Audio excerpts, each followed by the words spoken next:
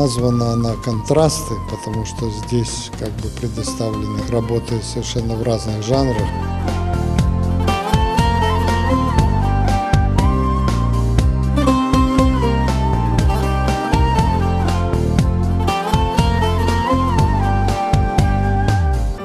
Эта картина «Депортация», она очень важная для меня, потому что мне удалось, на мой взгляд, выразить вот этот ритм стука колес, спрессовать здесь вот несколько линий железнодорожных сразу, такого не бывает.